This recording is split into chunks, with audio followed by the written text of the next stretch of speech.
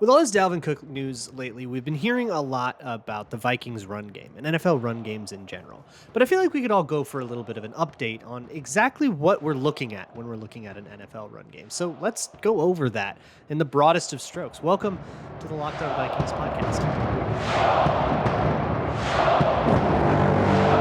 You like that on 3, 1, 2, 3, you like it! You are Locked On Vikings, your daily Minnesota Vikings podcast. Part of the Locked On Podcast Network, your team every day. Hey, everybody. Welcome to the Locked On Vikings podcast. I am your host, Luke Braun. Let's find some joy today. You can find the Locked On Vikings podcast wherever you find your favorite shows, whether it is YouTube, whether it's a regular audio platform, or maybe even Amazon Fire or Roku if you just download the Locked On Minnesota Sports app. Thank you so much for those of you who do listen to this podcast every single day. I appreciate you guys so much. This episode is brought to you by FanDuel Sportsbook, official sportsbook of the NFL. Make every moment more. Visit FanDuel.com/lockedon today to get started. Today on the show, I wanted to sort of do a tutorial of NFL run games, modern NFL run games, because I think the way that we think of run games a lot right now is either outdated or just kind of straight up wrong. I mean, a lot of the conversation you see about players like Dalvin Cook right now, if it's not some attempt at like reporting on the situation, it will probably be fantasy analysis. A lot of dynasty drafts going on right now. I know people getting into their redraft leagues. The rosters are basically set, so anybody who wants to like draft before camp is doing it. So there's a lot of fantasy football stuff out there right now. And I think the world of fantasy analysis really gets run games wrong, not in a way that really affects what they do, because for the purposes of their game, they're chasing volume and like it's a whole different world than like the actual gridiron football of, made of people that play the game. But I think it sort of implies this world of run games that I think just leads us astray. So I wanted to just go back to basics and talk about how run plays are typically blocked, what players are trying to do, what their instructions tend to be, how running backs tend to read it. You hear a lot about, like, this one drives me nuts when I see it on Twitter or in an article. Dalvin Cook did so much better running to the left than to the right. The Vikings really should run to the left more. That one drives me insane because I truly think it's nonsense, and I'll get to why. How that directionality is really decided and exactly what we're looking for from a running back when we do it. And for this, I think we'll start with stretch runs, outside zones. The sort of bread and butter of like, I don't know, half the NFL playbooks now, most of the NFL playbooks, honestly, are doing some variation on an outside zone as their kind of bread and butter. And then the differences come in like what bells and whistles they add on to that. But I think outside zone is also really helpful because it's sort of the base, simplest version of like everything else. If you understand outside zone, everything else you can say, well, it's outside zone, but with this tweak. It's outside zone, but if the running back reads it this way, it's inside zone. Or if it's outside zone, but everybody blocks to their other side and somebody pulls, that's power. Like if you understand outside zone, you're really, really close to understanding all the other plays. So we'll start with that. And I guess the best place to start here is everybody's got a different name for it. I'm going to go with covered and uncovered. If you are covered, you have certain instructions. If you're uncovered, you have certain instructions. Now, keep in mind that that really depends on the defensive front. So you've already added this layer of responsibility that the offense has no control over at all. If the defense wants, let's say there is a guard that's really bad at climbing. This is one of the weaknesses of outside zone, right? Let's say there's a guard that's really bad at getting into the second level. Brett Jones, if I remember, that was his thing. He struggled a lot in the second level, if I remember. You could run fronts all the time that leave him uncovered and ask him to climb all the time and use that to exploit it, right? But typically, you're going to see a lot more varied fronts, and everybody's going to do a little bit of everything because running the same front all day probably comes with more drawbacks than that's worth. But basically the idea is, am I covered or am I uncovered? That essentially means if you are covered in most versions of this that I'm familiar with, if you've got a guy straight up on you, so if you're the guard and there's a two technique straight head up on you, or if there's a guy in your gap. Now, whether your gap is the one to your left or to your right on this play depends on the play call. We'll get into that. But whatever gap you're assigned to, if there's a guy in that gap, he's yours. If there's a guy on you, he's yours. And if not, then you are uncovered. So a lot of that means in outside zone that your gap is the one to the front side of you. And I'm going to say play side of you. Play side and backside is the terminology that I hear the most when describing this. Play side is the side the play is designed to go toward, right? Front side of the run. And then backside is if the play cuts back, right? So to your play side, your gap is what you're responsible for. If there's a guy in there, you have to reach block him, which means you have to win on his outside shoulder, which means you have to get all the way across his body and win that outside shoulder. It's like a long way to go, and that's pretty hard, which is sort of another drawback of zone, is that you need guys that can do those reach blocks, and guys that can reach block consistently get valued really, really highly in the NFL. If nobody is in your gap, if nobody's on top of you, then you're uncovered. Maybe there's a guy to your gap, but it's to the backside of you, but that's not your gap. That's the next guy's gap, right? So then you're uncovered, and that means you're probably going to double team. So you're going to help your teammate to the backside of you, either with just like a quick hand check or maybe a truer double. And then you're going to climb up to a linebacker. If you're uncovered, typically, and this is in pure, unvaried vanilla outside zone that you would see in the preseason. If you're uncovered, nobody in your gap, nobody on top of you, you get up to a linebacker, and now that's your job, right? This is where a lot of minutia starts to sort of make this general tutorial thing less useful, because uncovered doesn't necessarily mean double up to a linebacker in all cases. In all blocking schemes, uncovered could have a totally different assignment, what means covered and uncovered could have a different assignment in other blocking schemes. But if you understand what I have said so far about outside zone, then just use that as a base, and to understand other run plays, you just sort of like tweak from there. I think that's going to be the best way to learn this. A lot of zone runs will also, like technique-wise, they require a few steps before engaging. You really want to open up your hips and sort of take 1, 2, 3 steps, depending on what you're coached to do. And like at different levels, this is going to be different too, like in the NFL versus high school.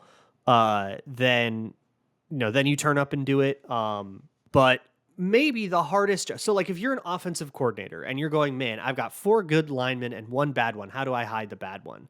It's kind of hard to do that on zone, because like, what's the easiest job? The easiest job is probably the guy doubling, because you really just need to put a hand into him, and he's not really your job. And, you can go up and get a linebacker. That's going to be an easier assignment, assuming you can get to him. But sometimes that's the hardest job, like as the backside uncovered player, whether that's the guard or the tackle, or maybe it's even the center and the run is going way outside, because the backside linebacker is going to end up being your job. Whether that's the strong side or the weak side or whatever, that backside linebacker, you're going to have to like halt your momentum, block somebody to the backside of you, then get your momentum going back to the front side, haul ass 5 yards upfield, and then go get a linebacker that was not interested in waiting for any of that. That guy's probably making the tackle. But the way I see it with outside zone, and I think the reason it's so popular is, hey, look, man, if that's the guy making the play, you probably got 4, 5, 6 yards upfield before the linebacker on the backside managed to catch up to the running back, get through all the traffic, not run into any lead blockers or anybody else or anybody that ended up in the second level. And if he's making the tackle, it's kind of a heck of a play for that linebacker. And it's also like a pretty good game. So if you're with me still, if you understand, all right, is there a guy in my gap? Is there a guy in front of me? And if not, I'm going to double someone and climb up. If you understand that, then you're on a great track to understanding like 90% of NFL run schemes. Everything from there is bells and whistles and variants. If you would like to take that knowledge and then apply it to some Grambles, FanDuel is here for you. You can go Gramble on over-unders for various running backs or just teams in general, win totals and stuff, who will win what division. You can also just go Gramble on the finals, be it NBA or NHL, Stanley Cup, Or you can just go bet on some baseball games, which is always nice too. Who's going to get a home run, that kind of stuff. Mix and match it all into a whole bunch of interesting parlays. That's also a great option. And you can find all of that at FanDuel.com. Plus, new customers to FanDuel.com get a no sweat first bet. If you go to FanDuel.com/lockedon, that means if you whiff on that first bet, you can get up to $2,500 back in bonus bets just for going to FanDuel.com/lockedon and signing up through the right URL. That's $2,500. That number's been juiced up just for going to FanDuel.com/lockedon. Their app is super secure, safe, easy to use. It is instant payouts when you win, and it's just a boatload of fun. So go on over to FanDuel.com/lockedon. Get that no sweat first bet. FanDuel, make every moment more. Thank you all so much for making Locked On Vikings your first listen of the day. For your second listen, or I guess your second watch, when you're done with this, go check out patreon.com/LukeBraunNFL. Check out the history doc if you haven't already. It's a great time of year. It's long. It's 7 episodes, but it's the entire history of the Minnesota Vikings. If you're interested in that 7-part series, all free to watch at patreon.com/LukeBraunNFL. Sort of my passion project of last year, and I just couldn't be prouder of it. So I'd love it if you went and checked it out. And hey, if you'd like, join me on Patreon. Moving on with this. Okay, so hopefully we sort of understand how things will be blocked, right? And if you draw it up, if you see a playbook, you'll see like 6 different variants. If you see like, this is the page for outside zone, there's like 8 different variants of it. And you're like, oh my God, how am I supposed to memorize all of this? A lot of times that's just the same rule set. And if you understand the rule set, just how it plays out against different fronts that you'll commonly see. To understand the run game, you kind of have to understand at least the basics of a front. And odd spacing and even spacing is going to be the terminology you hear a lot for this. Even spacing is typically you'll have guys lining up in gaps and one gapping. So here I'm lined up between the center and the guard, and I'm responsible for that gap, and I'm the nose tackle. And hey, I'm on the other side. I'm on between the guard and the tackle. I'm the 3 technique, and I'm responsible for that gap and all that. And maybe you're stunting and you're responsible for a different gap than the one you're lining up on for the sake of tricky tricks. But that's neither here nor there. The point is that's like the fronts that you'll typically see. And then odd spacing, you'll see a lot more guys head up on linemen, and you're responsible more for that guy and sort of the gap on either side of him, called 2 gapping. Regardless of what those players are doing, wherever they align is determining what the offensive line's job is, right? And so whether you've got a lot of guys over in one side and all those gaps are filled, okay, well, all those guys are reach blocking then. Or if it's a little bit more spread out, some are reach blocking, some are doubling, some have a guy on them, some don't, etc. Let's move on though to the way the running backs read this kind of stuff, because this is where I think a lot of people get a little Madden-y with it, and derogatory. No, I don't want to judge, but the way, like, the one that I think of all the time is there was this Alexander Madison run a couple years ago. I think it was 2020 against Seattle. It's 4th and 1 that he didn't get to. And everybody's like, that was the wrong run and all that. And the way that that's typically coached, it's really easy to understand why Madison went that way. And the bounce to the outside that everybody wanted to do wasn't like as there as it looked. And that's just our brains getting caught on like slow motion. But I see that kind of stuff and I go, okay, we need to like really think about what running backs are told. At least understand how running backs are coached and what decision tree they're actually working with. And then we can say, hey, maybe they should have made a different decision on that tree because I'm watching it in slow motion and I can see it. And so we can kind of afford to say that, while still understanding and having respect for the fact that they're reading all this at light speed because they're the best in the world, right? But on outside zone, again, this is the cleanest, purest version. Typically,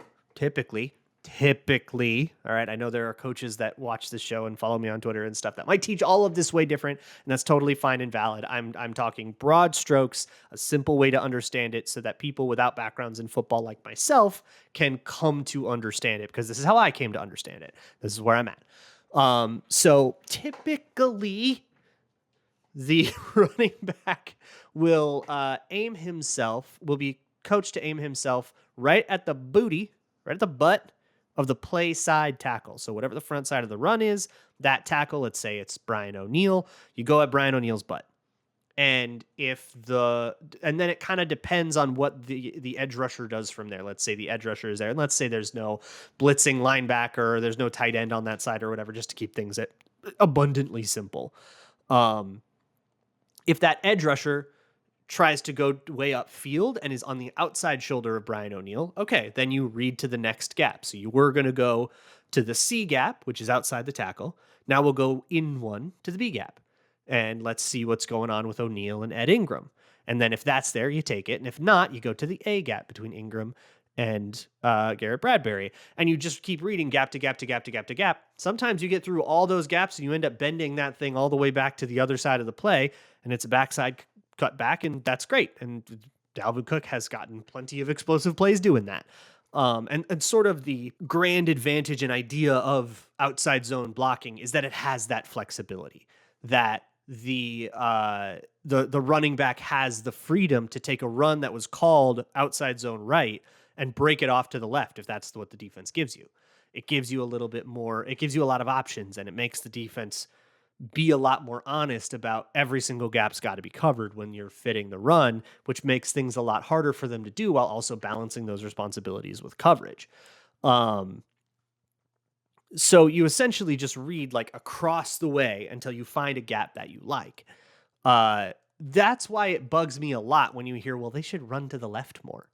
Because who's deciding that? I mean, you can call more runs that are outside zone left, but let's say you're going up against the Browns and they've got Myles Garrett, and Myles Garrett is lining up on that side against your left tackle all the time. So lining up at that right defensive end. And let's just say that's the matchup they've chosen. They're going to have Myles Garrett over on that side all day. And you call outside zone left a whole bunch because you read on Twitter that the fantasy analysts wanted you to call more left side runs. They say, well, Dalvin Cook gets more yards to the left. All right, let's call left side runs, outside zone left all day. And every single time, Myles Garrett, beast that he is, forces the cutback, right? He either gets penetration or he just wins to the outside of Christian Darrisaw or whatever. And let's just say he's just getting them that day. And you just keep calling outside zone left and he keeps cutting it back to the right, has a great day running to the right. Or maybe even a mediocre day running to the right. And then you go back on Twitter and all the fantasy analysts are saying, God, they just keep calling runs to the right. You'd be like going insane, right? You'd be ready to commit a war crime. Like that drives me nuts because it's not actually engaging with the decision tree. Who is deciding to go right? The running back. And they might be right to because of what's happening up on the offensive line. If you see that, oh man, it's a lot better when he goes to the left than when he goes to the right. Well, that might just be because Christian Darrisaw's winning his blocks more. Or it might be that that's just because there was a defensive end on that side that they were preying on or something like that. There could be all kinds of reasons for it, but it's honestly not a conscious decision anybody's making. You don't go into a game going, all right, well, I want to make sure I run a little to the left, a little to the right, so the defense doesn't know which direction I'm going to run to. That deception comes into play, I think, more so in the techniques and the way that the linemen play it and the alignments and splits. And there's all kinds of other stuff I don't have time to get into today. But honestly, whether a run goes to the left or to the right, or the other one that drives me nuts is, God, they just keep just pounding it up the middle. They call run up the middle for 2 yards all the time, as if the offensive coordinator's looking at a play sheet that's like, let's call negative 2 yard run this time. Click button. Like nobody's doing that, right? It drives me nuts because that run going up the middle is not necessarily the offensive coordinator's choice. And it might be the running back's choice. It might be the running back making the wrong choice. And that run should have bounced out. Like that often happens on like duo. That might be the fault of an offensive lineman giving up penetration to a defensive tackle. Guy gets tackled in the middle. You chart it as a middle run, but that thing was outside zone left. They weren't trying to go up the middle at all. So I think when you're going to make that sort of declaration in terms of like directional running, try to think about where that play was meant to go. What was the offensive coordinator looking at that when he called that play? Why? Where was that play designed to go? And if it didn't go that way, why didn't it go that way? You're probably going to find very good answers to that question, and your understanding of it all will be expanded. Will that help you be a better fantasy player? Probably not. Fantasy is randomness, and it's God's least favorite game. But it will at least help you understand what you're looking at a little bit better. But that's just outside zone. So how do other plays come into this? What about when you add lead blockers, tight ends, all that other stuff? We've still got a lot to go over for at least this like super 101 run play kind of episode. Keeping it rolling here with the Locked On Vikings podcast. Once again, thank you so much to my hashtag everydayers. Sound off if you can. Okay, we understand hopefully the basic framework at least. This gap, then on, then kind of find work. Basically, we understand. If we understand that, then you can kind of fold in plays that aren't outside zone by looking at the different ways that we tweak from there. So for other versions of zone, like mid zone or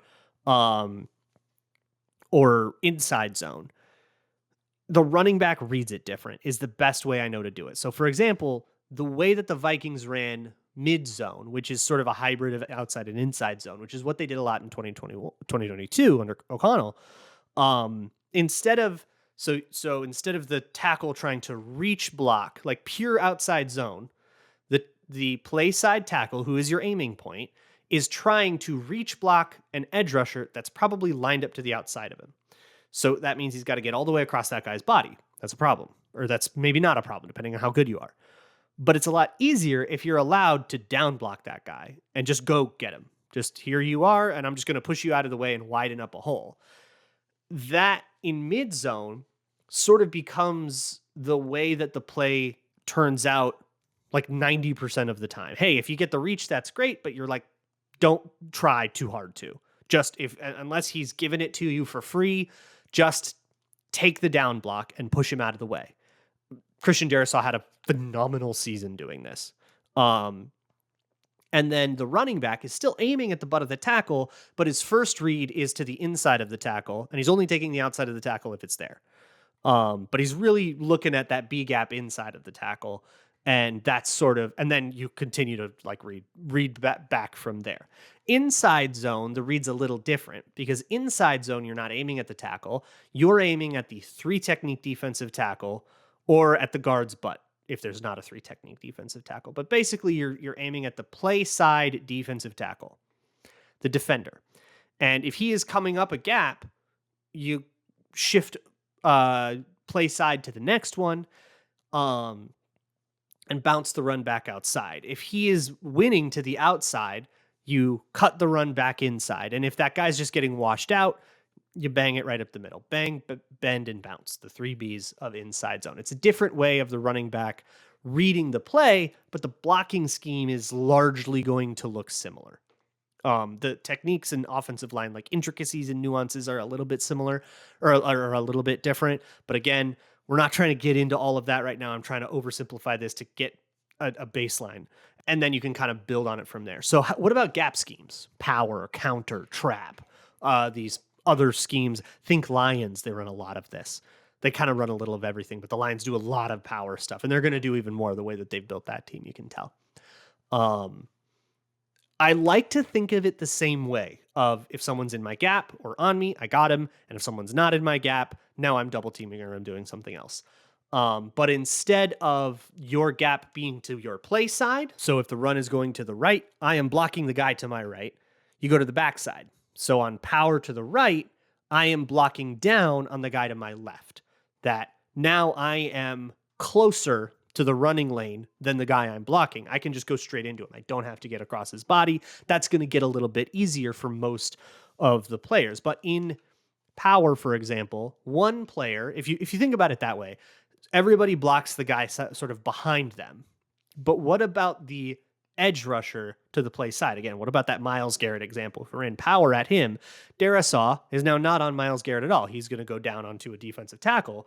But now Myles Garrett is unblocked. What are we doing about that? That's the puller.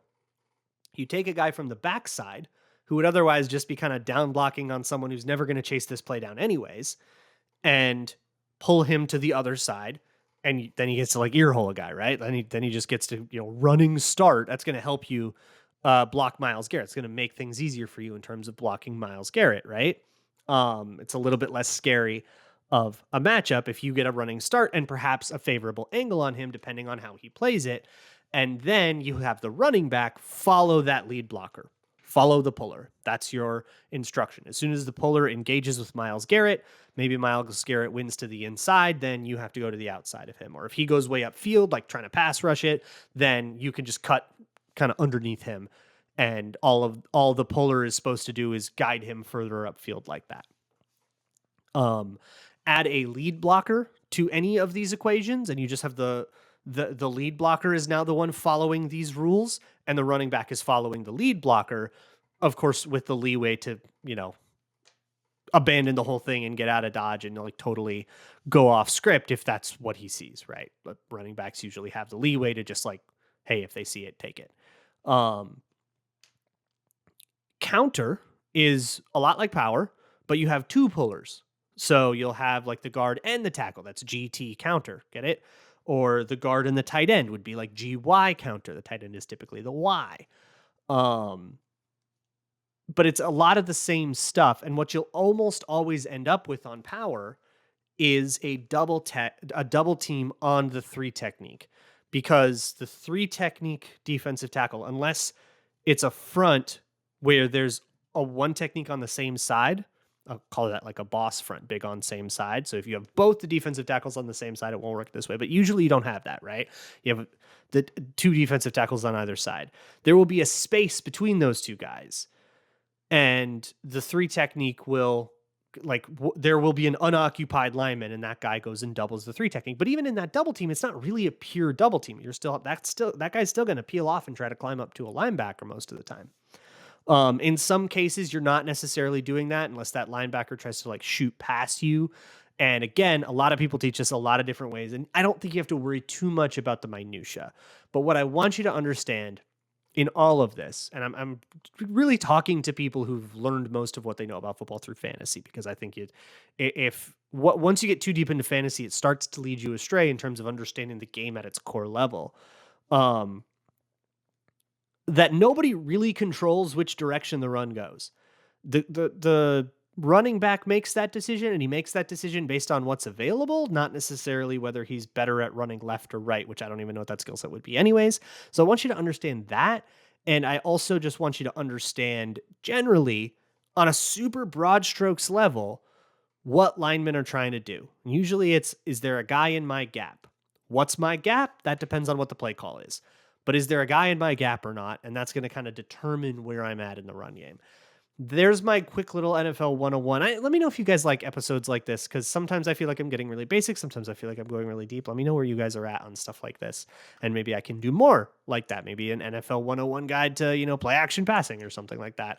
That goes a little bit deeper than what you will find in the middle of the season, when all anybody can really muster is, hey, are they running the ball too much? Like, note, I didn't make a single point about like frequency or like hashtag establishing it or, getting really setting the tone or any of that stuff. No, it's just understanding the run game basics before getting into, okay, but how often should you run that and all that other stuff. Those questions are secondary to, kind of knowing the vocab first, I guess. Tomorrow is Twitter Tuesday, so send me your questions at Luke Brown NFL or at Locked On Vikings on Twitter. You can also send an email to lockedonvikingspodcast@gmail.com or put a comment in YouTube or fill out the show notes, which will be in the YouTube description and in the actual description on like most of your podcast apps. So I will see you all for that tomorrow. And as always, Skull.